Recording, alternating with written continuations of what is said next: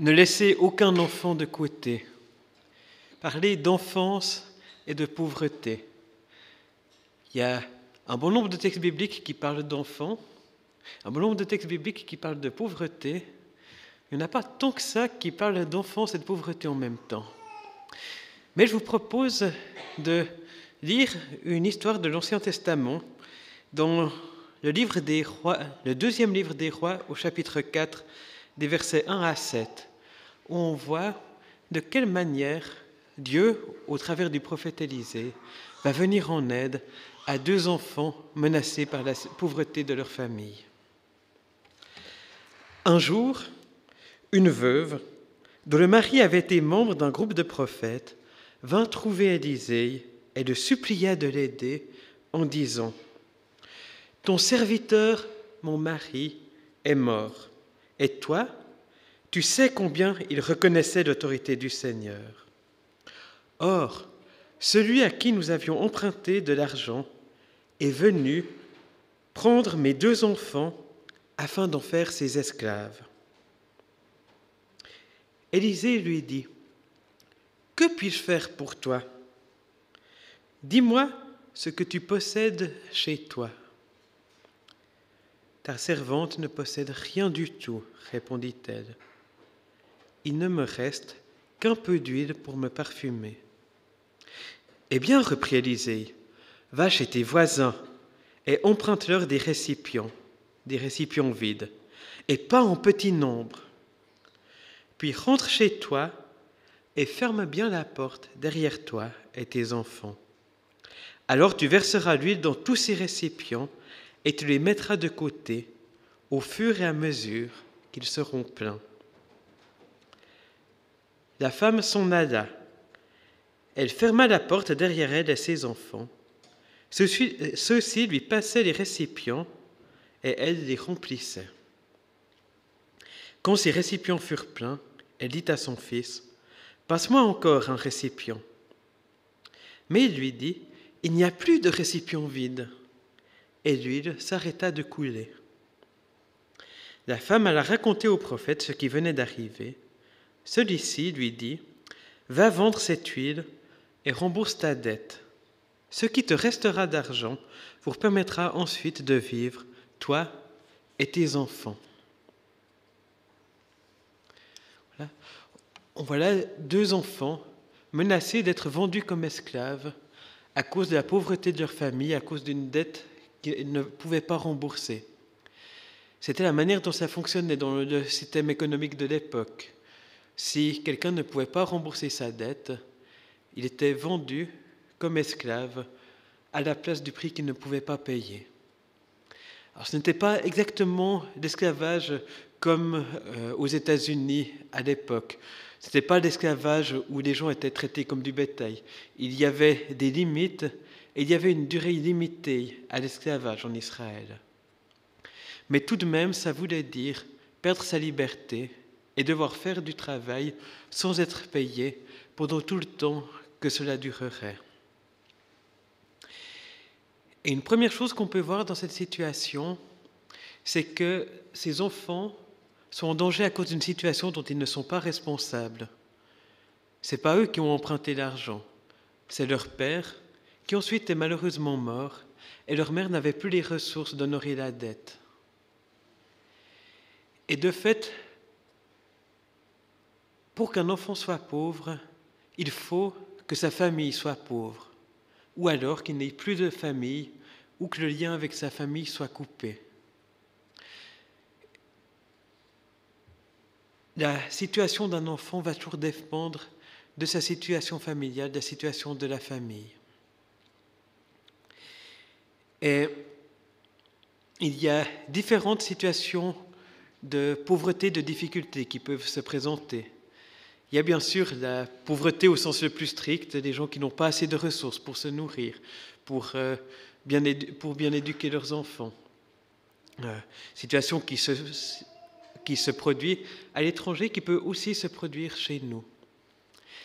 Mais il y a d'autres sortes de pauvreté. Les enfants dont les deux parents travaillent et qui ne peuvent pas trouver une solution de garde, qui doivent laisser leurs enfants tout seuls. Les enfants qui sont exclus, laissés de côté au sein de leur classe, de leurs écoles. Des situations où il y a des problèmes d'alcool, de violence ou de conflits au sein des familles. Ou encore des familles qui ont et transmettent des idées tordues sur la manière dont va le monde, sur l'identité sexuelle ou la manière de vivre les relations. Et dans toutes ces situations, les enfants font les frais de la situation, même si ce n'est pas eux qui l'ont décidé, même si cela découle de la situation de leur famille.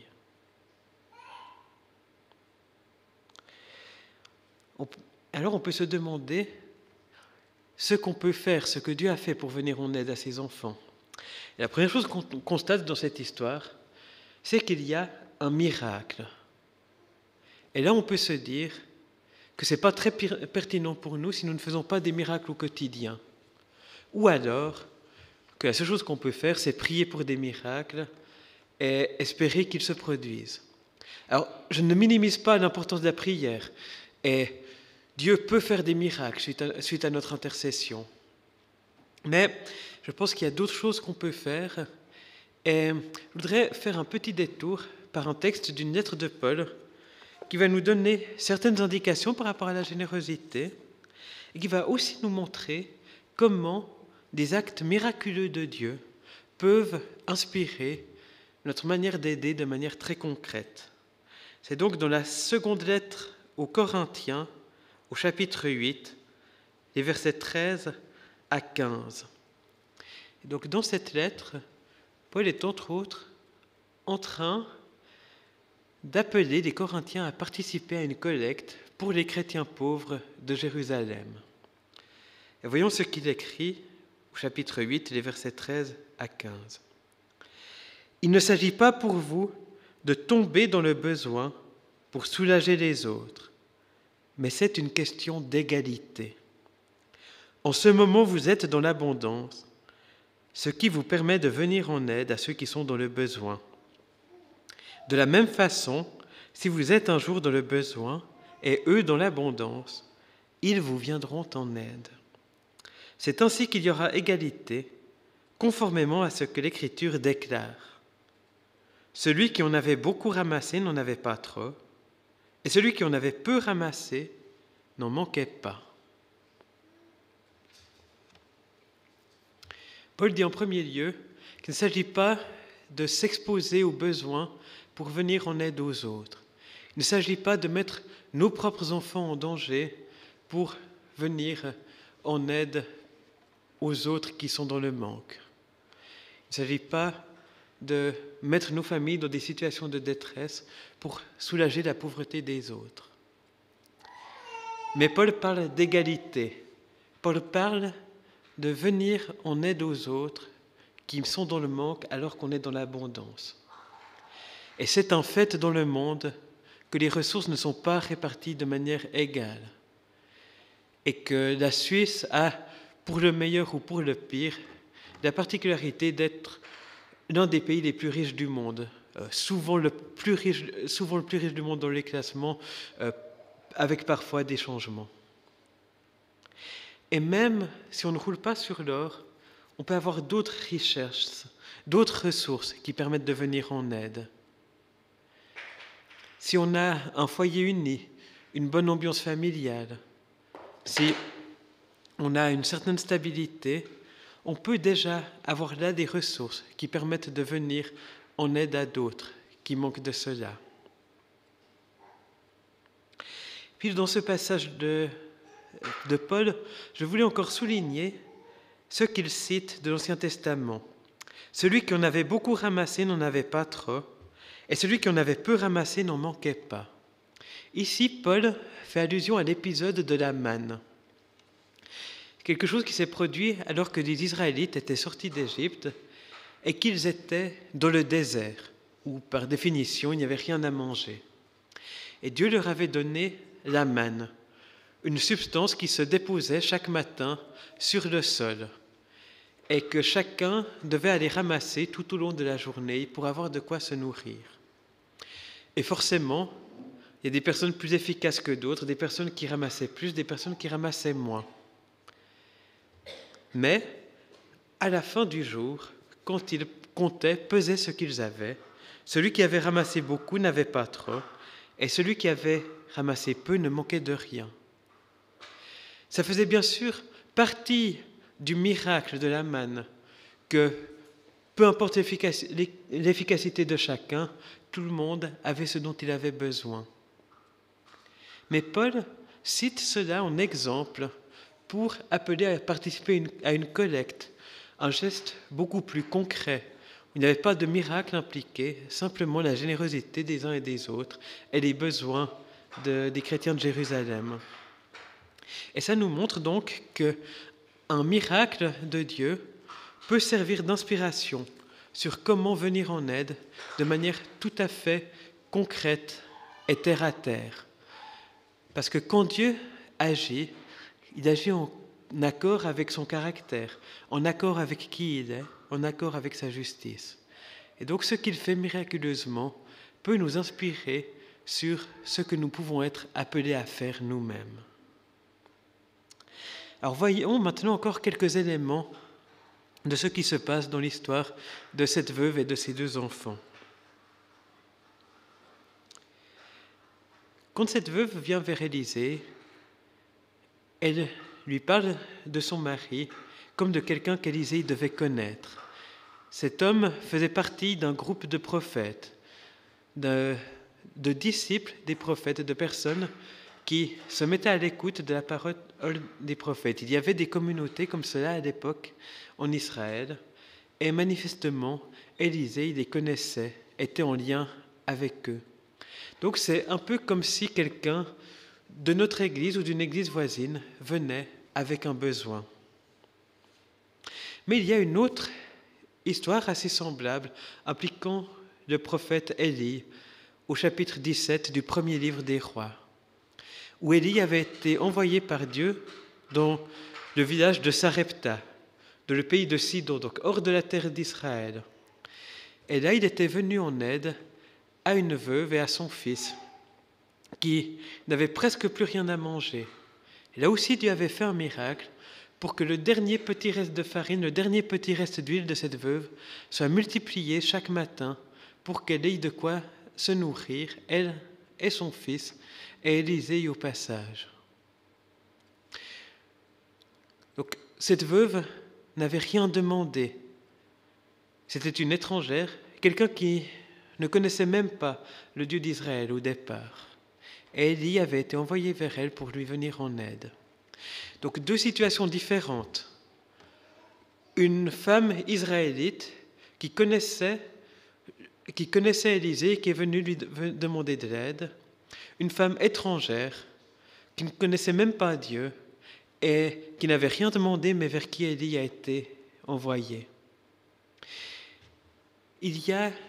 Et vous remarquerez dans cette prédication que je prends des exemples qui se passent au loin et des exemples qui se passent tout près. Il y a des exemples proches de chez nous et des exemples loin à l'étranger. Et dans tous les cas, nous pouvons être appelés à faire quelque chose. Nous sommes appelés à avoir les yeux et le cœur ouverts pour voir quels sont les besoins, pour voir ce que nous pouvons faire. Et quand cette femme demande de l'aide à Élisée, Élisée lui demande ce qu'elle veut qu'il fasse pour elle et ce qu'elle a. Il commence par lui demander quelles sont les ressources dont elle dispose. Il va y avoir un miracle qui va multiplier presque à l'infini ce que cette femme avait, mais Dieu est quand même parti de ce dont elle disposait. Et d'ailleurs, Jésus fera la même chose dans les épisodes de multiplication des pains. Il partira des 5 pains et des 2 poissons que quelqu'un, un petit enfant d'ailleurs, avait sur place pour venir en aide à une immense foule. Dieu part des ressources qui sont déjà là. Et c'est aussi un principe qui est important, parce que prendre en compte et utiliser ce dont les gens disposent déjà pour aider dans leur situation eh bien ça aide à aider sans en faire des assistés. Et il y a eu des situations où de l'aide humanitaire mal pensée a conduit à rendre les populations de plus en plus dépendantes. On peut même ruiner les paysans d'un pays en déversant des tonnes de nourriture gratuite qui font que ceux qui produisent de la nourriture sur leur place ne peuvent même plus vendre leur production. Et c'est pour ça qu'aujourd'hui, on est beaucoup plus attentif à partir des ressources des gens, à impliquer les populations, à leur demander aussi de quoi ils ont besoin. Par exemple, on fait aujourd'hui beaucoup plus souvent appel à des programmes qu'on dit cash for work, donc de l'argent liquide en échange de travail, où on va proposer aux personnes du lieu de travailler pour des projets qui vont améliorer leur situation, des projets de protection contre les inondations, des projets de route, en échange d'un salaire qui va leur permettre de se nourrir de manière digne et de combler donc le manque qu'ils avaient. Et de cette manière, les personnes sont actives dans ce qui va apporter de l'aide à leur situation. Et puis, elles reçoivent de l'argent, mais c'est d'une manière beaucoup plus digne que si on leur donne juste des liasses de billets. Et en plus, le fait d'avoir reçu de l'argent qu'ils ont gagné, ça les laisse libres de choisir comment ils vont l'utiliser, de décider de quels sont leurs besoins les plus pressants. Ce qui leur donne beaucoup plus de dignité et de responsabilité que si on leur donne juste le kit de ce que les gentils occidentaux ont décidé qu'ils avaient besoin.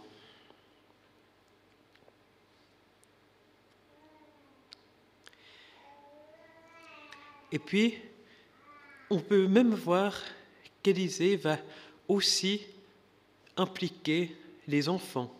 Les enfants vont être impliqués peut-être pour demander les récipients au voisinage. En tout cas, quand la veuve verse l'huile, eh bien les enfants sont là pour tendre les récipients. Les enfants eux-mêmes peuvent apporter une ressource, une aide. Et l'action d'Élisée, le miracle que Dieu fait, eh bien, va concerner la situation de toute la famille, pas seulement les enfants, pas seulement la maman. Ça va être une action qui va toucher l'ensemble. Et souvent, dans les besoins qu'on peut voir autour de nous, eh bien, on va peut-être voir les besoins des enfants, mais apporter de l'aide pourra consister à venir en aide à toute la famille avec ses besoins.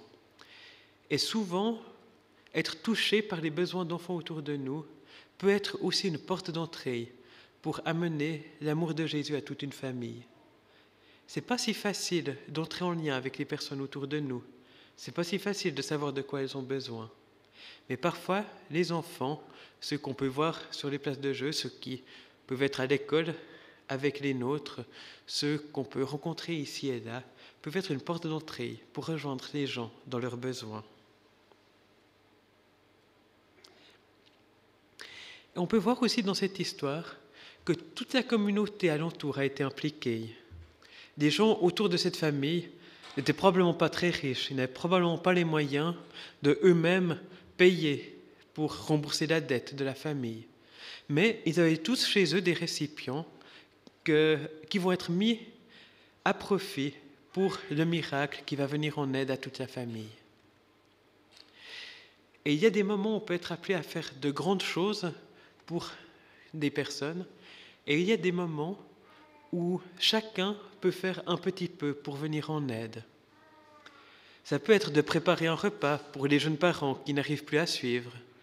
Ça peut être d'accueillir à la maison des enfants qui seraient seuls sinon, ou d'inviter chez soi l'enfant qui est laissé de côté au sein de la classe. Il y a parfois des petites choses, mais qui aident beaucoup. Et il y a des situations où il faut mobiliser toute une communauté pour venir en aide à quelqu'un. Et je sais que ça s'est produit au sein de notre Église il y a bien des décennies maintenant, où une dizaine de couples s'étaient mis ensemble pour accueillir une famille de réfugiés du Laos. Et certains avaient pu fournir un lieu où vivre, d'autres s'étaient occupés peut-être d'aide pour apprendre la langue ou d'aide administrative, et ainsi de suite. Donc parfois aussi, il faut se mettre ensemble pour apporter l'aide nécessaire à ceux qui en ont besoin.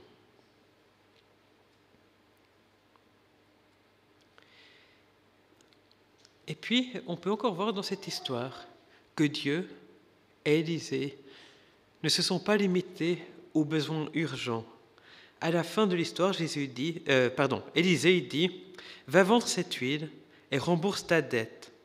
Ce qui te restera d'argent vous permettra ensuite de vivre, toi et tes enfants. » Donc, Dieu avait fait assez, pas seulement pour rembourser la dette, mais aussi pour assurer une vie digne à cette femme et ses enfants par la suite.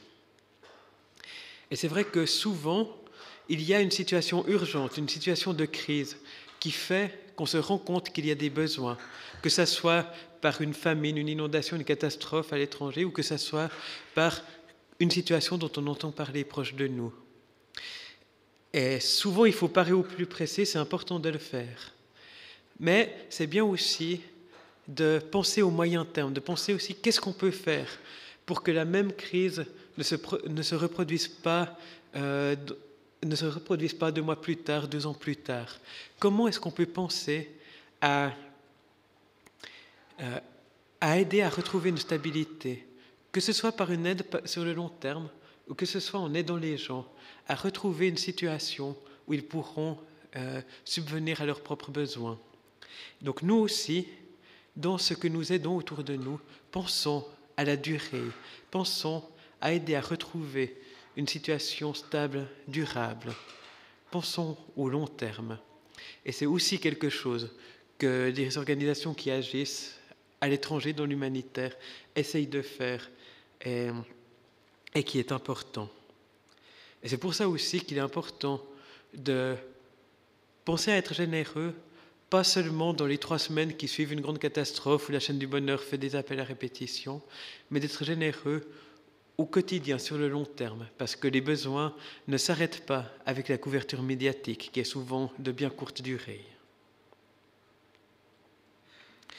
On a vu là plusieurs éléments sur la manière dont on peut aider, d'être ouvert sur des situations auprès comme au loin, de prendre en compte la situation à l'échelle de la famille et pas seulement d'une personne ou l'autre, de penser à l'échelon d'une communauté, que chacun peut apporter de l'aide à son échelle avec les ressources qu'il a, de ne pas se mettre en danger pour apporter de l'aide, mais d'utiliser les ressources qu'on a pour venir en aide aux autres et de penser au moyen terme.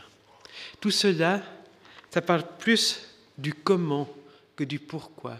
Pourquoi venir en aide? Pourquoi être motivé pour apporter de l'aide autour de nous?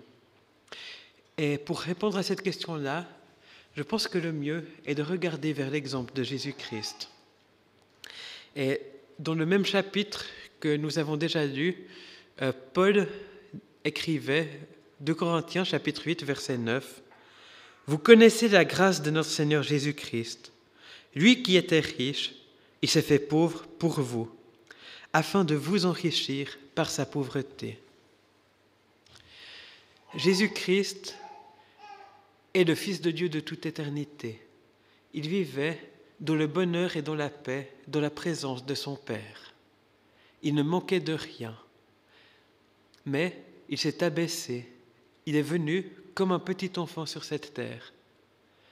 Il a parcouru les rues de la Judée et de la Galilée, sans lieu où reposer sa tête, sans gloire, sans richesse, sans prospérité. Mais il est venu en aide à tous ceux qui croisaient sa route. Et on a souvent vu dans les évangiles Jésus être ému de compassion, ému par les besoins de ceux qui étaient autour de lui. C'est un exemple pour nous d'avoir le cœur, les yeux ouverts, d'être prêt à être ému de compassion pour les besoins autour de nous, auprès ou au loin, à l'autre bout du monde. Et Jésus a donné jusqu'à sa propre vie pour nous réconcilier avec Dieu, pour nous permettre d'être en paix avec notre Créateur. Jésus s'est donné de A à Z pour nous.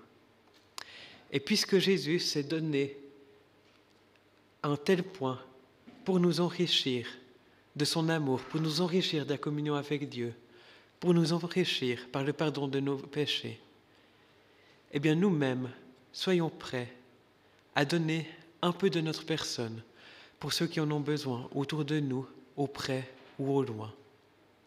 Et que Dieu nous vienne en aide pour qu'aucun enfant ne soit laissé de côté. Amen.